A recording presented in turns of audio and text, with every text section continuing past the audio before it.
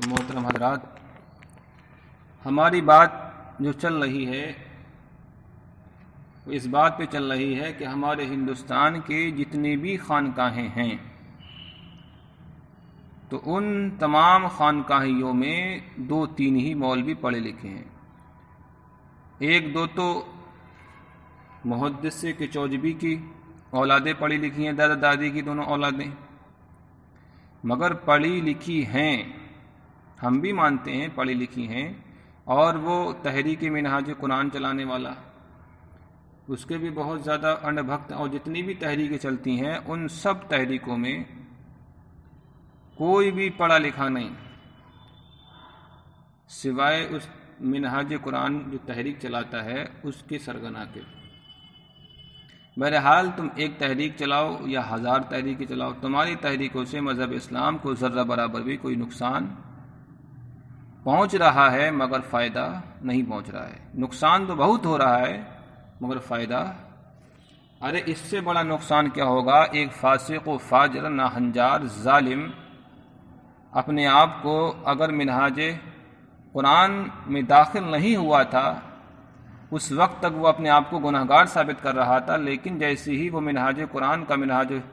تحریک منہاج قرآن کا فالوور ہوتا ہے، انویائی ہوتا ہے، ویسے ہی وہ اپنے آپ کو جنتی ثابت کر دیتا ہے، کیونکہ وہ سوچتا ہے میرے ہاتھ میں اتنے بڑے عالم کا دامن ہے تو میں گمراہ نہیں ہو سکتا، مگر تیرا باپ تیرا سرگنا گمراہ ہے تو تو بھی گمراہ ہو جائے گا. میرے بھائیوں، کیا منہاج قرآن نہیں بلکہ دعوت اسلامی جو کہتے ہیں غیر سیاسی ہے؟ ارے بنا سیاست کے تو گھر نہیں چل پاتا، تیری تحریک کیسے چل پائے گی؟ بنا چندہ کے گھر نہیں چل پاتا تو تیری تحریک کیسے چل پائے گی؟ تو حضرات، میرے کہنے کا مطلب و مقصد یہ ہے کہ جتنے بھی ہندوستان کے خانقاہی ہیں، گدی نشیں، لڑکی نشیں، عورت نشیں، ان کا مقصد ہے خانقاہ چلانا، اور تحریک والوں کا مقصد ہے اپنی تحریک چلانا. ان کے ذریعے سے مذہب اسلام کو کوئی بھی ذرہ برابر فائدہ نہیں پہنچ رہا ہے بلکہ نقصان پہنچ رہا ہے. سب سے بڑا نقصان یہ ہے کہ ایک فاسق و فاجر ناہنجار 2 نمبری جب تک وہ منہاج قرآن یا کسی مرید سے یا پیر سے وابستہ نہیں ہوتا اس وقت تک تو اپنے آپ کو گناہگار ثابت کرتا ہے، لیکن جیسے ہی وہ کسی پیر کی سرپرستی میں آتا ہے، بیعت کر لیتا ہے، وہ اپنے آپ کو جنتی ہونا ثابت کر لیتا ہے، سب سے بڑا خرافاتی ہو جاتا ہے. ہمارے ہندوستان میں ایک خانقاہی ہے خرافاتیوں کی خانقاہ، جاہلوں کی خانقاہ، جو ہندوستان کے صوبہ اتر پردیش کانپور کی سائٹ میں پڑتی ہے. بہت بڑے اللہ کے ولی ہیں، وہاں پر آپ دیکھیے کوئی ایسی جہالت کا، شیطان کا ایسا کام نہیں ملے گا جو وہاں پر نہیں ہوتا ہو. زنا وہاں پر ہوتا ہے، ویسے تو یوں تو پورے ہندوستان میں ہر خانقاہ پہ زنا ہوتا ہے وہاں، مگر وہاں پر ایک نیا طریقے سے زنا ہوتا ہے. آپ جا کر کے دیکھ لینا، کانپور کے سائٹ میں ہے ایک خانقاہ، نام نہیں لوں گا میں. تو اب خانقاہیوں کا مقصد خانقاہ چلانا ہے. تو حضرات، میرا کہنے کا مطلب یہ ہے، اندھا گرو بیرا چیلا، جامعہ اشرفیہ کے جتنے بھی مولوی سب جائز، پیسے دیے رہو، جائز کروائے رہو. میرے بھائیو، آپ ہندوستان کے کسی بھی کاریالے، سرکاری کاریالے میں چلے جاؤ، اگر آپ کو لائسنس لینا ہے، کسی بھی میرے بھائیو ہتھیار کا، بم بارود کا اگر لائسنس لینا ہے، میں تمنچے کا لائسنس، گاڑی کا لائسنس، گاڑی چلانے کا لائسنس، تو آپ کو تحصیل میں جانا پڑے گا، سرکاری کاریالے میں جانا پڑے گا. وہ بھی سرکاری کام کرانا ہے، اپنے زمین کا بیعنامہ کرانا ہے تو آپ کو سرکاری کاریالے میں جانا پڑ جائے گا. مگر میرے بھائیوں، ہمارے ہندوستان کی یہ بر صغیر کی کہتے ہیں جامعہ ازہر ہے، میں کہتا ہوں جامعہ ازہر نہیں بلکہ جامعہ اجہل ہے. کیونکہ اگر کسی کو بھی اپنی گمراہ کن تحریک، گمراہ کرنے والی تحریک دعوت اسلامی کا اگر سچے ہونے کا ثبوت، سرٹیفکیٹ لینا ہے تو 10 لاکھ روپے دے دو. 10 لاکھ سے کم ہی کام چل جائے گا، نظام الدین سائن کر دے گا، ہم ہاں تائید کرتے ہیں، اس جاہل کی تائید کرتے ہیں جس نے مذہب اسلام کے خلاف آواز نہیں اٹھائی کبھی، جس نے قرآن کے انویائی نہیں بلکہ قرآن کو جلانے والوں کے خلاف جس نے کبھی آواز نہیں اٹھائی. سب سے زیادہ پاکستان میں قرآن کی بے حرمتی ہوتی ہے، قرآن کو جلایا جاتا ہے، یورپ کے اندر بے حرمتی ہوتی ہے، مگر تو یہ تحریک کیسی تحریک ہے جب قرآن کو منہاج قرآن کو چلانے والا کہتا ہے قرآن کی طریقے پہ چل رہی، مگر قرآن کو لوگ جلا رہے ہیں اور تیری تحریک کا کوئی بھی ایک فرد، کوئی ایک بچہ آواز نہیں اٹھا رہا ہے، تو تحریک کیسی منہاج قرآن کی ہے؟ کوئی تیری تحریک نہیں، سب شیطانی تحریکیں ہیں میرے بھائیوں۔ تو اگر 10 لاکھ روپے دے دو تو وہ کہہ دے گا جاؤ دعوت اسلامی کی ہم تائید کرتے ہیں۔ ارے تو نے تو چٹیا والے کے بھی، ہندوستان کے صوبہ اتر پردیش کے بھی جو جن گڑ من ادھینائک جو ابھینائک تھا اس کی بھی تو نے تائید کر دی۔ ہم میں تو بہت زیادہ ہم نے نام سنا تھا جامعہ اشرفیہ کا، ارے بہت شور و گل تھا کہ ہاتھی کی دم کا، بہت شور گل تھا ہاتھی کی دم کا، اٹھا کے دیکھا تو ستلی بندھی تھی۔ بہت ہم نے نام سنا تھا جامعہ اشرفیہ کا، لیکن جب ہم نے اندر سے دیکھا تو یہ کھوکھلے نکلے، بانس کی طرح بالکل اندر سے کھوکھلے۔ میرے بھائیو، ان کی آج تک ایک کتاب قبول نہیں۔ وہ مشن، وہ کام جو محدث مراد آبادی نے کیا تھا مبارک پور میں رہ کر کے، مبارک پور کی جامع مسجد میں بیٹھ کر کے، جو آپ نے ایک ٹوٹے ہوئے مکان میں آپ نے جو تعلیم و تعلم کا سلسلہ آپ نے شروع کیا، بتاؤ کہ حافظ ملت میں یا حضرت صدر الشریعہ علامہ امجد علی صاحب میں کبھی پوری زندگی مسئلہ مسائل کو لے کر کے، مسئلہ مسائل کو سامنے رکھ کر کے، اپنی ذاتی مسائل کو لے کر کے اپنے یونیورسٹی کے اوپر کبھی لڑائی ہوئی؟ کام کرنے والے کبھی لڑتے نہیں، ان کو فرصت ہی نہیں ہوتی، مگر نام کرنے والے میرے بھائی یونیورسٹی کو لڑتے ہیں۔ ایک انار 100 بیمار۔ جامعہ اشرفیہ وہ سوچتا ہے گنٹھو پہلے چھوٹا محدث بڑا محدث، پھر وہ امیر المؤمنین بن گیا، وہ کہتا ہے میرے ہتھے چڑھ جائے جامعہ اشرفیہ، وہ نظام الدین کہتا ہے میرے ہتھے چڑھ جائے۔ اب اگرچہ نظام الدین نے بہت پیسہ کما لیا، بہت روپیہ کما لیا، ایک ایک تحریک کو نہیں بیچا بلکہ 1,000 تحریکوں کو اس نے جامعہ اشرفیہ کو ہاتھ میں بیچ دیا۔ میرے بھائی محدث مراد آبادی نے کبھی یہ نہیں سوچا تھا، حافظ ملت نے کبھی یہ نہیں سوچا تھا۔ وہ حافظ ملت میرے بھائی جب حج کرنے کے لیے جا رہے تھے تو آپ نے کہا کہ میں شریعت کے خلاف کوئی کام نہیں کر سکتا، میں خانہ کعبہ کی زیارت کرنے جا رہا ہوں اور شریعت کے خلاف کام کر کے جا رہا ہوں، تو میں کیا منہ دکھاؤں گا؟ کیا منہ دکھاؤں گا؟ آج تم اسی حافظ ملت کی قبر مبارکہ کے سائے میں رہ کر کے تم آج اس بات کا رونا روتے ہو کہ ہمیں کوئی آج عبد المصطفیٰ نہیں۔ عبد المصطفیٰ بننے کے لیے خلوص چاہیے، علم کی ضرورت نہیں، خلوص کی ضرورت ہے۔ تمہارے جاہلوں، تمہارے دلوں میں خلوص نہیں، تمہارے دلوں میں پیسے کی لالچ ہے۔ تو میرے بھائیوں، علامہ عبد المصطفیٰ صاحب اعظمی، علامہ ارشد القادری صاحب، جن کی کتاب زلزلے نے پوری سنیت میں زلزلہ مچایا، لوگوں کے دلوں میں زلزلہ مچ گیا، ایسی پند و نصیحت کی کتاب زلزلہ مجھے بہت پسند ہے، اللہ پاک نے قبول فرمائی۔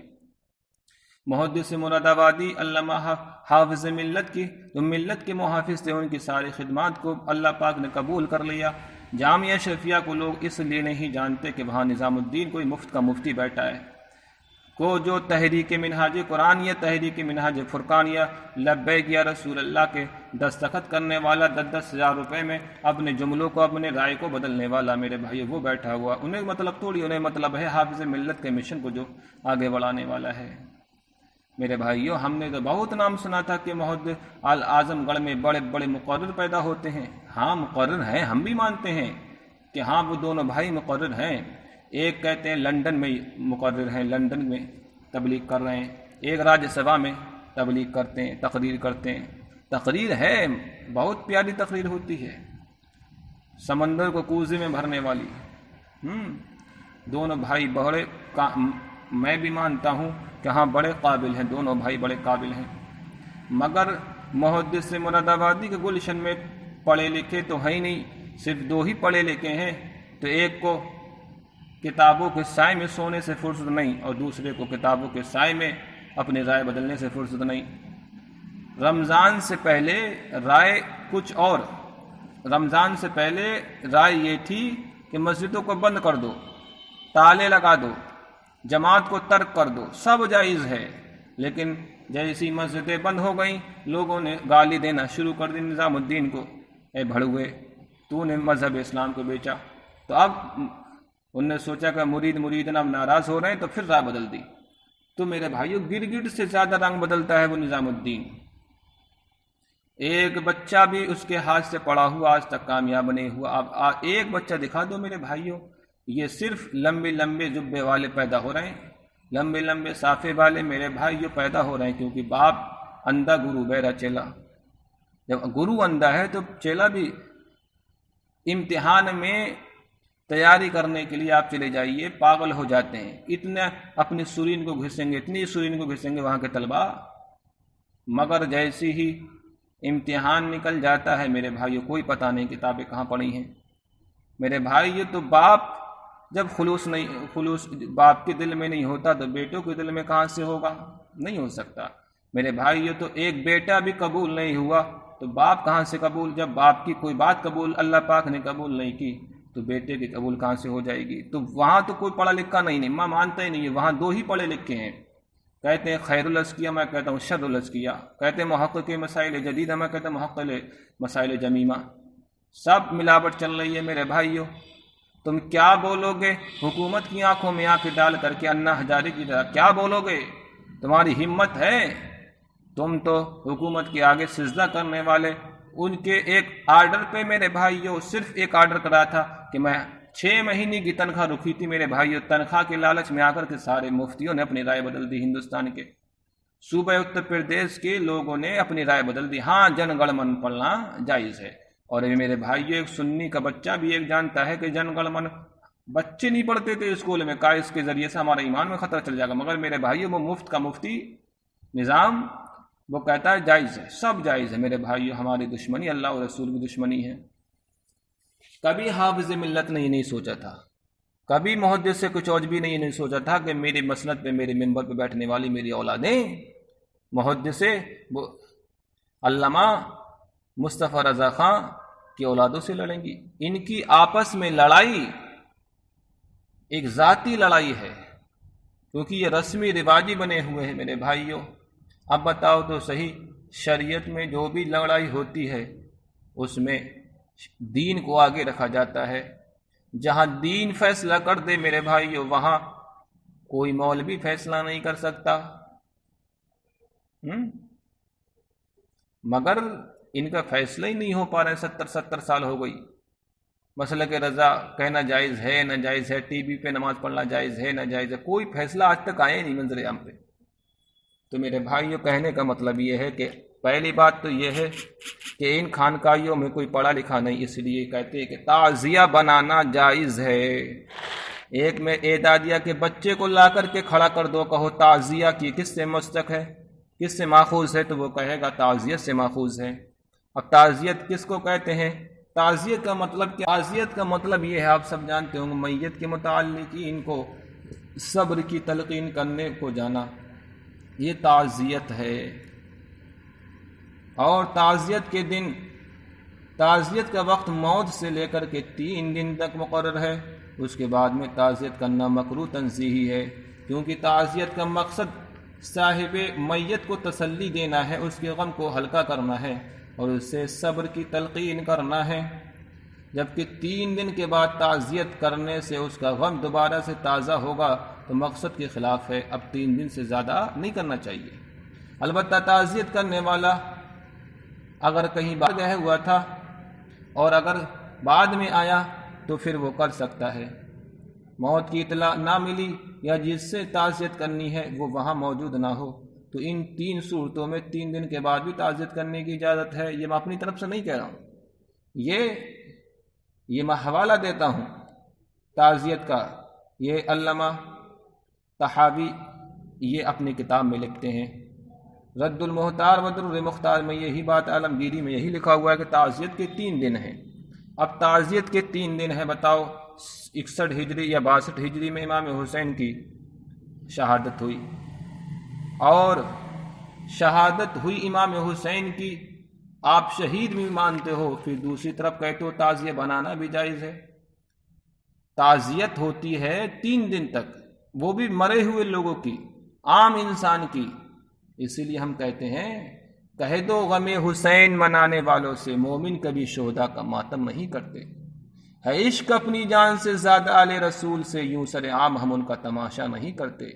روئیں وہ جو منکر ہیں شہادت حسین کے، ہم زندہ و جاوید کا ماتم نہیں کرتے۔ آؤ دیکھ لو سورہ بقرہ، سورہ بقرہ آیت نمبر 153 میں ہے، پروردگار عالم نے فرمایا وَلَا تَقُولُوا لِمَن يُقْتَلُ فِي سَبِيلِ اللَّهِ أَمْوَاتٌ، اے ہندوستان کے جاہل پیرو، تم مولویوں کی نہیں مانتے تو قرآن کی تو مان لو۔ قرآن نے بالکل صاف منع کر دیا کہ تعزیہ داری کرنا ناجائز حرام ہے، اس لیے کہ وَلَا تَقُولُوا، لا تقولوا یہ نف نہیں ہے، لا تقولوا تم ہرگز مت کہنا، تعزیت کرنا، تعزیہ منانا، یوں کہو کہ شہیدوں کو مردہ کہنا ہے، لمن یقتلوا تو تم تعزیہ کہہ کر کے شہیدوں کو مردہ مت کہو، اس لیے کہ مومن کبھی شہداء کا ماتم نہیں کرتے۔ ولا تقولوا، اے دادا دادی کے دونوں بیٹوں سن لو، تم نے شاعر اللہ کہا ہے، تم تعزیہ بنانا جائز کرتے ہو، نہ جانے کہاں سے دلیل لے آتے ہیں میرے بھائیوں۔ جب تعزیت 3 دن سے جائز نہیں تو میرے بھائیوں تعزیہ بنانا بھی جائز نہیں، اسی لیے امام زین العابدین نے کبھی اپنی زندگی میں تعزیہ نہیں بنایا، آج تک کسی امام نے تعزیہ نہیں بنایا، ہاں بنایا ہے شیعوں نے بنایا ہے، خلافت عباسی میں بنا ہے، وہ بھی میں آپ کو بتاؤں گا۔ تو قرآن پاک میں آیا وَلَا تَقُولُوا لِمَن يُقْتَلُ فِي سَبِيلِ اللَّهِ أَمْوَاتٌ، اے تعزیہ بنانے والو، امام حسین کو مردہ ماننے والو، یہ عوام بیچاری، عوام بھولی بھالی، عوام یووا، یہ بہک جاتا ہے کہ جب پیر جہنم میں جائے گا تو ہم بھی جہنم میں جائیں گے، اسی لیے تو یووا کا مطلب تو سیکس کرنا ہے، تو وہ کیا مطلب تعزیہ تعزیہ تعزیہ تعزیہ، تو جو بھی تعزیہ کو بنانا جائز کرتا ہے یوں سمجھ لو کہ امام حسین کو وہ مردہ مانتا ہے، قرآن کے خلاف وہ قدم اٹھاتا ہے۔ قرآن نے کہہ دیا وَلَا تَقُولُوا لِمَن يُقْتَلُ فِي سَبِيلِ اللَّهِ أَمْوَاتٌ، وہ لوگ جو راہ خدا میں شہید ہو گئے، وَلَا تَقُولُوا تو تم تعزیت کہہ کر کے تم اسے مردہ مت کہہ دینا۔ اور سنو، تم اٹھا کے دیکھو 4 پارہ، اور 4 پارے میں پروردگار عالم نے فرمایا، سورہ آل عمران میں آیت نمبر 169 میں فرمایا وَلَا تَحْسَبَنَّ الَّذِينَ قُتِلُوا فِي سَبِيلِ اللَّهِ أَمْوَاتٌ بَلْ أَحْيَاءٌ عِندَ رَبِّهِمْ يُرْزَقُونَ، اے تعزیہ کے ذریعے سے امام حسین کو مردہ ماننے والو، اے لمبی لمبی عمارتوں کے ذریعے سے غریبوں کا خون چوسنے والو، غریبوں کو مار کر کے ان کو جبراً پیسہ لینے والو، اے حرام زادو، اے سید زادو، تم عیاشی کرنا ہے تو عیاشی کرو، تمہیں کس نے روکا ہے؟ جاؤ نائٹ کلب میں جا کر کے، برج خلیفہ میں جا کر کے کرو، مگر سنو وَلَا تَحْسَبَنَّ الَّذِينَ قُتِلُوا فِي سَبِيلِ اللَّهِ أَمْوَاتٌ، وہ لوگ جو اللہ کی راہ میں شہید ہو گئے، ولا ان کے بارے میں تم پہلے تو یہ کہہ دیا مت کہو، لوگوں نے یہ گمان کرا وہ چاہے مر گئے، لیکن نہیں، وَلَا تَحْسَبَنَّ الَّذِينَ، گمان بھی مت کرو، بہنوں گمان بھی نہیں آنا چاہیے، مگر جب پڑھے لکھے ہوں، انہوں نے قرآن کا ترجمہ ٹرانسلیشن پڑھا ہو تب تو، یہ خانقاہی سب ایک نمبر کے جاہل ہیں۔ وَلَا تَحْسَبَنَّ الَّذِينَ قُتِلُوا فِي سَبِيلِ اللَّهِ أَمْوَاتٌ، تو راہ خدا میں شہید ہو گئے لڑتے لڑتے، ان کے بارے میں تم ذرہ برابر بھی اف مت کہہ دینا کہ ہم مردہ ہیں، تو کہتے نظر کیوں نہیں آتے؟ تو نظر نہیں آتے، بل احیاء عند ربهم يرزقون، وہ زندہ ہیں اور اپنے رب کے پاس میں رزق بھی پاتے ہیں۔ اب وہ چاہے وہ عشق رسول میں شہید ہوا ہو، قتل ہوا ہو، اور چاہے وہ عشق جہاد میں قتل ہوا ہو، مخدوم پاک قتیل تھے، عشق الہی میں قتیل تھے، اعلیٰ حضرت فاضل بریلوی عشق رسول کے قتیل تھے، عشق رسول میں انہوں نے اپنی جان کو گنوا دیا تھا، وارث پاک بھی سچے عاشق رسول تھے، سچے عشق الہی ان کے دلوں میں بیٹھا ہوا تھا، سب اللہ کے ولی سچے تھے، ہم مانتے ہیں، سب کا ادب کرتے ہیں، محدث مراد آبادی محدث، کوئی چوجبی محدث، کوئی جتنے بھی محدثین دہلوی ہیں میرے بھائی، سب کے دلوں میں اللہ کی محبت، اللہ کے رسول کی محبت، مگر آج ان کے پیروکار سب ایک نمبر کے جھوٹے مکار ہیں۔ تو اب قرآن پاک کی میں نے 2 دلیلیں دے دی جس کے ذریعے سے تعزیہ بنانا جائز نہیں، میں نے دیکھو تعزیت سے ماخوذ ہے، اگر تعزیت سے ماخوذ نہیں تو بتاؤ تم کس چیز سے ماخوذ کرتے ہو؟ اس چیز سے یہ تعزیہ بنا؟ اے دادیا کا بچہ بتا دے گا میرے بھائیوں۔ آؤ میں تیسری دلیل دیتا ہوں قرآن پاک سے، آؤ اٹھا کر دیکھو 22واں پارہ۔ 22ویں پارے میں پروردگار عالم نے فرمایا، کیا فرمایا 22ویں پارے میں پروردگار عالم نے؟ انما، آیت نمبر 33 میں فرمایا، انما یرید اللہ لیذہب عنکم الرجس اہل البیت ویطہرکم تطہیرا۔ وہ لوگ، بے شک پروردگار عالم تو یہ چاہتا ہے کہ عنکم الرجس اہل البیت، کہ اہل بیت سے ناپاکی کو دور کر دے، ویطہرکم تطہیرا، اور تم کو خوب خوب پاک صاف کر دے۔ تو بتاؤ، ناپاکی، کسی بھی قسم کی ناپاکی اللہ پاک نے اہل بیت میں نہیں رکھی، چاہے وہ گناہ کی ناپاکی ہو، چاہے وہ کسی بھی خباثت کی ناپاکی ہو، مگر تم اہل بیت کو اگر یہ آیت پاک کو آیت تطہیر اور آیت پردہ مانتے ہو، اور یہ شان اہل بیت کے بارے میں نازل ہوئی ہے، تو بتاؤ تو صحیح، اے ظالمو، اے تعزیت زاری کے ذریعے سے امام حسین کو مردہ ماننے والو، اے پاگلو، اے جاہلو، اے سید زادو، اے حرام زادو، میں تم سے کہنا چاہتا ہوں تم میری بات کا جواب دے دو۔ تو پھر یہ تم یہ کہتے ہو امام حسین کے بارے میں ذرہ برابر بھی ہم معصوم مانتے ہیں، ان سے گناہ نہیں ہو سکتا، ان سے خطا اجتہادی نہیں ہو سکتی، مگر بتاؤ تو صحیح، اگر تم پاک مانتے ہو تو ناپاک کام ان کی شہادت کے موقع پہ کیوں کرتے ہو؟ بتاؤ کیوں کرتے ہو؟ سارے کام زنا کرنا کہ امام حسین کا کام ہے، بتاؤ، شراب پینا کہ امام حسین کا کام ہے، بتاؤ۔ جب یہ آیت کریمہ ایک طرف تو آیت کریمہ سورہ بقرہ کی یہ کہہ رہی ہے، سورہ آل عمران کی کہہ رہی ہے کہ تم مردہ مت کہو، مردہ تو وہ ہوتے ہیں جو عام انسان ہیں، مر گئے مٹی میں مل گئے، شہید مردہ نہیں ہوتے ہیں، گمان بھی مت کر لینا۔ دوسری آیت تطہیر یہ کہہ رہی ہے کہ اہل بیت اطہار، ان کے بارے میں ذرہ برابر بھی نجاست کا خوف نہیں، شبہ بھی نہیں آنا چاہیے، مگر بتاؤ تو امام حسین کی شہادت کے موقع پہ تم تعزیہ پہلے تم نے جائز کیا، مردہ مان کر کے تعزیہ جائز کر دیا، پھر تم نے تعزیت پہ میرے بھائیو تم نے ساری خباثت، ساری نجاست کا سارا، میرے بھائیو ہندوستان میں جتنی بھی نجاست تھی، زنا بازی، سب تم نے امام باڑے پہ لا کے چھوڑ دی۔ تو تم کتنی تعظیم کرتے ہو امام حسین کی، ہمیں تو تمہاری تعظیم پہ بالا فخر آتا ہے۔ اگر تم آیت تطہیر کو امام حسین کے بارے میں مانتے ہو، امام حسن کے بارے میں مانتے ہو، تو امام حسین کے امام باڑہ بنا کر کے سارے ہندوستان کی یوبتی یوبتا کو لا کر کے کھڑا زناکاری کیوں کرواتے ہو؟ کھڑی زناکاری، ایک پڑی زناکاری، ایک کھڑی زناکاری۔ میرے بھائی یہ بتاؤ تو صحیح کتنی زناکاری ہوتی ہے، اللہ بہتر جانے۔ میرے بھائیوں، دلی میں جو آپ کو چاندنی چوک پہ جو رنڈی والی دکانیں ہیں، وہاں پر اتنی رنڈیاں کھڑی ہوئی نہیں ملیں گی، مگر میرے بھائی محرم بازی پہ جتنی بھی فاحشات عورتیں ہوتی ہیں وہ سب کھڑی ہو جاتی ہیں اپنی چھتوں پہ اور کہتی ہیں ہم کو وہ لڑکا پسند ہے، ہم کو وہ لڑکا پسند ہے۔ دہلی میں کھڑی ہوتی ہیں روڈوں پہ اور مارکیٹ کے برابر میں کھڑی ہو جاتی ہیں، ہاتھ پکڑو لے جاؤ،